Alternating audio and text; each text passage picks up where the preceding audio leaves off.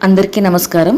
పొత్తూరు విజయలక్ష్మి గారి హాస్య కథల్లో మరొక హాస్య కథ సినిమాకి వెళ్తే రిక్షా ఎక్కం.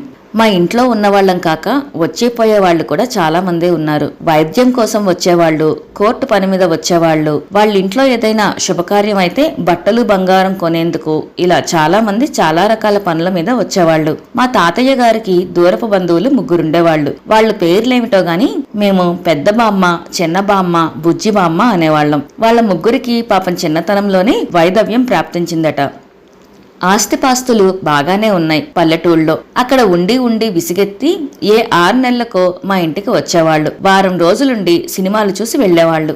బంధువులు రావడం, వాళ్ళని సినిమాకి తీసుకెళ్లడం మాకు కొత్తేమీ కాదు. మా పిల్లలకి టికెట్లుండవు. మరీ రద్దీగా ఉన్న మొదటి 2-3 వారాలు టికెట్ కొనమని అడిగేవాళ్లు. కానీ ఆ తర్వాత పెద్దవాళ్లు టికెట్ కొనుక్కుంటే చాలు, మమ్మల్ని ఫ్రీగా పోనిచ్చేవాళ్లు. ఆ విధంగా ఒక్కో సినిమా లెక్కలేనన్ని సార్లు చూసాం మేము. పాటలు మాటలు కూడా కంఠస్థం వచ్చేసేవి మాకు. అలా వచ్చేసాక మళ్ళీ సినిమాకి వెళ్లాలంటే విసిగేసేది. కానీ ఏం చేస్తాం, మాకు డ్యూటీ పడితే చచ్చినట్లు పెద్దవాళ్ళని వెంట పెట్టుకుని తీసుకెళ్లాల్సిందే. మరి ఏదో చెప్పిన పని చెయ్యాలంటే విసిగే, కానీ నిజానికి అదేమంత కష్టమైన పని కాదు. సాధారణంగా మ్యాట్నీలకు వెళ్తారు.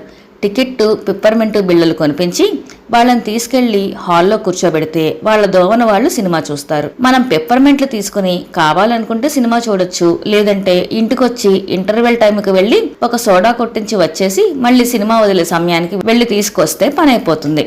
ఎటొచ్చి ఆ ముగ్గురు బామ్మలకి సినిమా చూపించడం ఓ పెద్ద పని. ఎవరూ ఒప్పుకునేవారు కాదు. ఎప్పుడూ ఆ డ్యూటీ నానెత్తినే పడేది. వాళ్ళకి నేనంటే పాపం చాలా ముద్దు. నేను వెంట రావాలనే పట్టుబట్టేవాళ్ళు. వాళ్ళు మ్యాట్నీకి వెళ్లరు.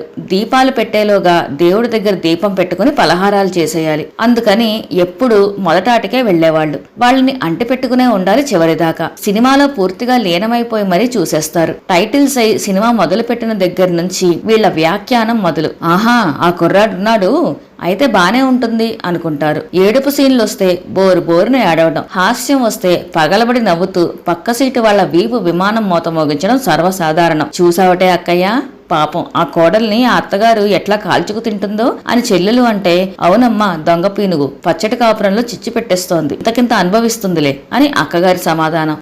నా మొహం, ఏదో మన కడుపు మంటకి మనం అనుకోవడమే గాని ఎవరు అనుభవిస్తారు? ఆ మాటకొస్తే మా ఆడపడుచు నన్ను సామాన్యంగా ఏడిపించిందా? ఆవిడికి వత్తాసు మా అత్తగారు. వాళ్ళకేమైంది? శుభ్రంగా గుండ్రాళ్ళలా ఉన్నారు, నేను అనుభవిస్తున్నాను అని ముక్కు చీదుకుంటుంది చెల్లెలు. ఇక దాంతో మా అత్తగారిట్లా, మా తోటకోడలు అట్లా అని గతంలో జరిగినవన్నీ ఏకరువు పెట్టడం. చుట్టుపక్కల వాళ్ళు, అబ్బా ఆపండి తల్లుల్లారా, మీ సొద వినడానికి వచ్చామా సినిమా చూడటానికి వచ్చామా అని విసుక్కోవటం. మేము సినిమాకే వచ్చాం, కాకపోతే కష్టసుఖాలు మాట్లాడుకున్నాం, అది అపరాధమేనా అని వీళ్ళ గొడవ.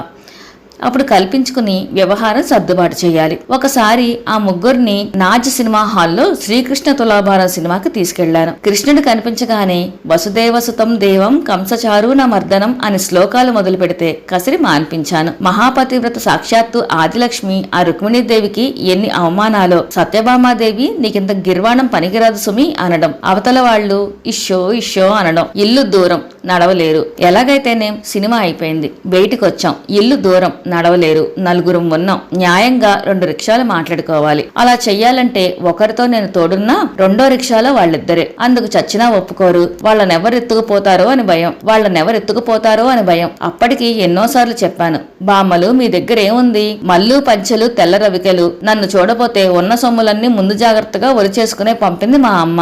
ఇక మనకేం భయం అని. వింటేనా, నీకు తెలియదులే అమ్మడు, పట్నంలో అంతటా మోసాలే అంటారు. కాబట్టి చచ్చినట్లు అందరం ఒకే రిక్షాలో ఎక్కాలి. రిక్షా బేరం మొదలు పెట్టాను. నలుగురు అంటే 30 పావలా అడిగారు. ఏం కాదు, ₹10 ఇస్తానన్నాను. 4-5 రామ్ పొమ్మన్నారు. ఒకడు ఒప్పుకున్నాడు. నలుగురిని బ్రిడ్జి మీద నుంచి ఈడ్చికెళ్లాలి కదమ్మా, 60 పైసలు ఇవ్వండి అన్నాడు. సరే పదా అన్నాను. ఎక్కండి బామ్మలు అంటే వెనక్కి తగ్గారు. ఓయమ్మ వద్దే తల్లి, వీడెవడో ఈడ్చికెళ్లాలి అంటున్నాడు, ఎక్కడికి ఈడ్చుకుపోతాడో ఏం పాడో, రాత్రి పొద్దుపోయింది, జనసంచారం తగ్గిపోతోంది అని గోలెట్టేశారు. అది కాదు బామ్మలు, బ్రిడ్జి మీదకి ఎక్కేటప్పుడు కిందకి దిగి ఈడ్చికెళ్లాలి కదా, ఆ మాటే చెప్తున్నాడు అని ఎంత నచ్చ చెప్పినా వింటేనా?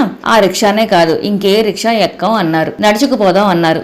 ఏం చేస్తాను, సరే పదండి అన్నా. నేను నా జడ పుచ్చుకుని బామ్మ, ఆవిడ వెనక ఇంకో బామ్మ, చివర ఇంకో బామ్మ రైలు బండిలా నడుచుకుంటూ వస్తుంటే అందరూ చూసి ఒకటే నవ్వుకోవడం. చివరికి ఎలా అయితేనేం గమ్యం చేరాం. ఇంట్లో జనం అంతా బయటే ఉన్నారు, మేమింకా రాలేదని. మమ్మల్ని చూడగానే అదేమిటి నడుచుకొచ్చారేం అని కంగారు పడిపోయారు. చెప్పాను, పోనీ ఆ నడిచేదేదో పక్క పక్కనైనా నడిచే రావచ్చుగా అంది పెద్దత్తయ్య. ఏమోనమ్మా, చీకట్లో పిల్ల కనుమరుగైపోతే ఏం చేస్తాను చెప్పు, అందుకే ఇలా వచ్చేసాం అన్నారు బామ్మలు ముక్తకంఠంతో.